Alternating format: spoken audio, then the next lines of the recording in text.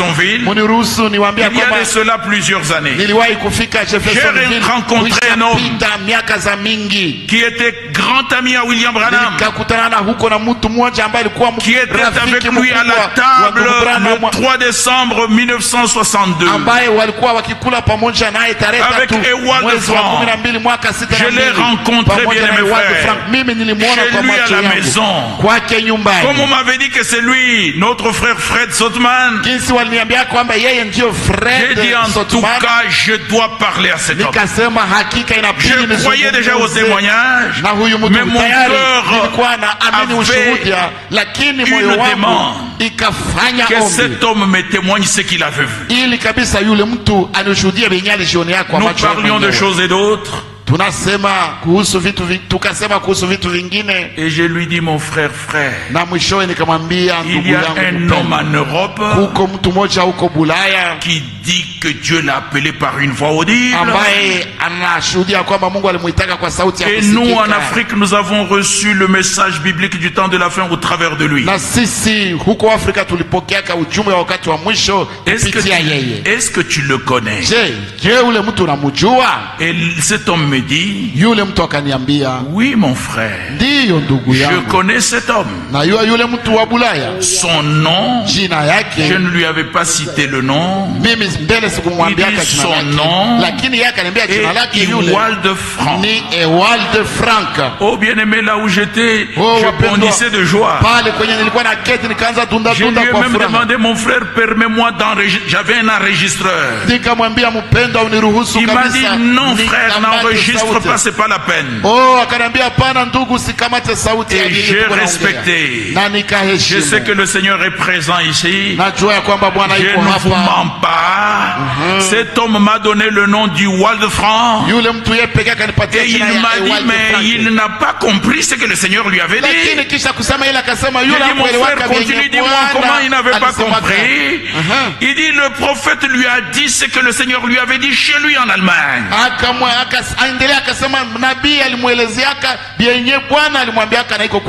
Et le prophète lui a dit que tu iras prêcher ce message. Et tu iras même le distribuer. Alors moi j'intervenais à chaque fois pour lui dire c'est ce qu'il a fait. Il dit, mais mon frère Didier, maintenant il ne prêche pas le même message. J'ai dit non mon frère, il a continué à prêcher le même message, c'est-à-dire le retour à la Bible. Alors un autre ami de frère Branham qui était avec moi, qui m'avait amené là-bas, du nom de Paul Friedinger, quand il a entendu que je disais que le message biblique du temps de la fin nous a ramené à la Bible, il me dit, frère Didier, est-ce qu'en Europe ou en Afrique, vous prêchez la Bible? J'ai dit oui mon frère. C'est le conseil de William Branham. Il a dit la Bible est notre absolu.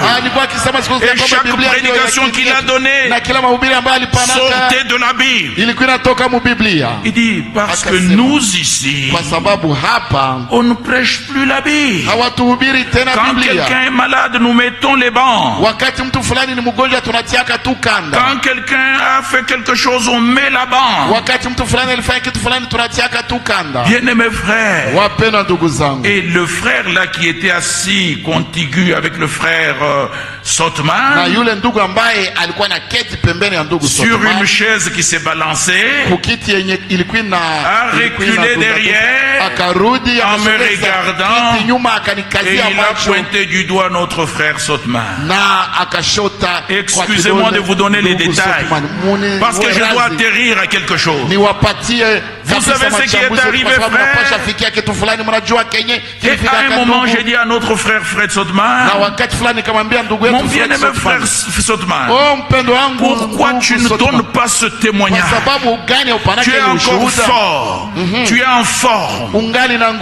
Nous pouvons même payer le frère pour que tu ailles dans le monde donner ce témoignage. de comment tu étais là présent quand William Branham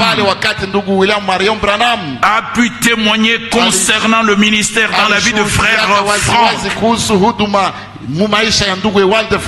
Il me dit, frère Didier, je ne peux pas donner ce témoignage parce que Ewald Frank ne prêche plus le message. Il prêche son propre message. Je lui ai dit aussi, non frère.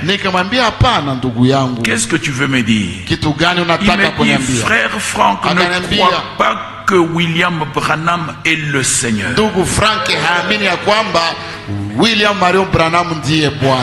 Bien-aimé, moi-même j'étais blessé dans mon cœur. J'ai dit, mon frère Fred, William Branham n'est pas notre Seigneur. Moi non plus, je ne crois pas que William Branham est notre Seigneur. Il me regarde. Il dit, frère Didier, tu ne crois pas que William Branham est le Seigneur? Mais qui devait ouvrir les sceaux? Bien-aimés frères et sœurs, revenons à la Bible, parce que nous croyons de tout notre cœur. Il m'a posé la question biblique et je devais répondre selon la Bible. Je lui ai dit, mon frère, tu dois savoir que c'est lui qui a ouvert le sceau. Selon Apocalypse, c'est le lion de la tribu de Judas. Parce que lui m'avait dit, n'est-ce pas William Branham? J'ai dit, William Branham n'a ouvert aucun sceau. Est-ce que vous le croyez? William Branham n'a ouvert aucun. Les branhamistes peuvent crier comme ils veulent, mais nous pouvons dire que William Branham n'a ouvert aucun. Nous ne le disons pas parce que nous voulons, mais William Branham lui-même a confessé. Il avait déjà prêché sur les sceaux, mais c'était l'inspiration des théologiens. Et il a dit, si le Saint-Esprit, le 17 mars, vous pouvez le lire même chez vous, lors de l'ouverture du premier sceau. Bien aimé, laissez-moi vous dire que William Branham avait déjà dit que le cavalier qui est sur le cheval blanc, c'est le Saint-Esprit. Il va en conquérant. Est-ce que nous comprenons, frère? Frère Branham l'avait déjà prêché comme ça. Mais lors de l'ouverture du premier sceau, il dit, aujourd'hui entre 12h et 14h, le Saint-Esprit m'a dit que j'étais dans le faux, mais que le cavalier blanc qui est sur le cheval blanc avec l'arc sans flèche, c'est l'Antichrist. Et si le Saint-Esprit n'était pas descendu dans ma chambre, j'allais, moi Branham, faire les mêmes erreurs. Laissez-moi vous dire que dans mon petit anglais bégayant, j'ai dit ça à Fred Sotman. Je lui ai dit que c'est lui qui a ouvert tous les sceaux. C'est le lion de la tribu de Judas. Et quand Jean l'apôtre a regardé, il avait vu un agneau qui était là comme immolé, le sang coulant. Que Dieu soit loué. Bien aimé, nous pouvons dire avec la grâce du Seigneur que dans le ciel il n'y avait personne, sur la terre personne, dessous la terre personne, même William Branham ni Ewald Frank personne, encore moins Didier. Alléluia. Et Jean l'apôtre a pleuré. Jean l'apôtre a pleuré amèrement de ce que personne n'était trouvé. Mais l'un de vieillards vint et lui dit, Jean, ne pleure point, car voici le lion de la tribu de Juda a pu prendre le livre et il en a rompu le sceau. Que Dieu soit loué. Et Jean a regardé, il a vu un agneau qui était là comme immolé. Alléluia. Il s'agit de lui. C'est lui notre Seigneur. Nous l'aimons de tout notre cœur. Nous aimons tous les prophètes. Nous aimons tous les apôtres. Mais ce jour-là dans le ciel, que Dieu soit loué. Nous demanderons qui est celui qui nous a tant aimés. Nous demanderons qui est celui qui nous a tant aimés. Qui est notre Seigneur? C'est Jésus-Christ. On nous montrera peut-être Abraham, Isaac et Jacob. On nous montrera tous les prophètes. On nous montrera William Branham. Mais nous poserons la question, où est celui qui a coulé son sang pour toi et moi? Son nom est le Seigneur Jésus-Christ.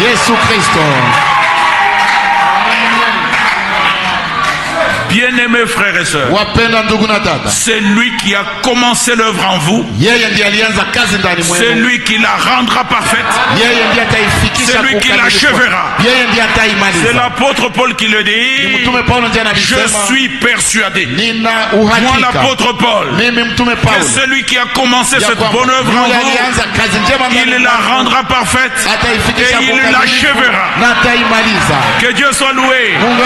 C'est dans le livre de Philippiens chapitre 1, le verset 6. Laissez-moi vous lire aussi dans 1 Pierre chapitre 5. Amen. Parce que nous sommes ici et nous croyons que le Seigneur revient bientôt. Ne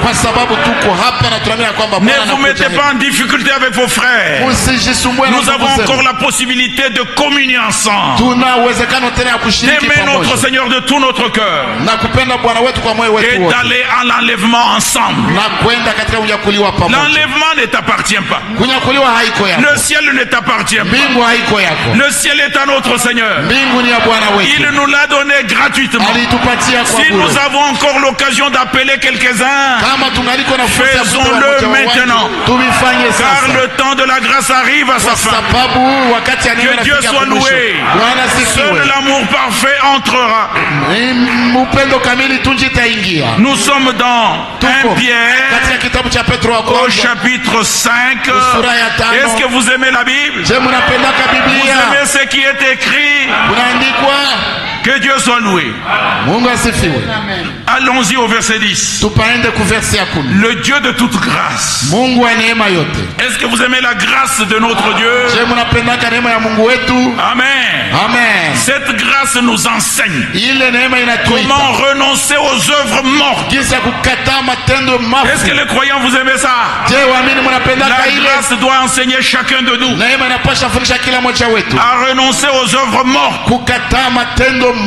Alléluia.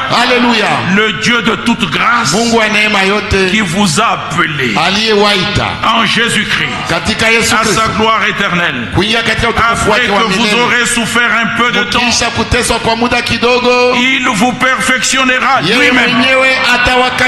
Ce n'est pas Ewald Frank qui nous a perfectionnés, mais le Seigneur lui-même. Ce n'est pas William Branham, ce n'est pas Jean-Baptiste, ce n'est pas Jean l'apôtre, ce n'est pas Jacques, ce n'est pas Timothée, ce n'est pas aucun prédicateur, mais qui?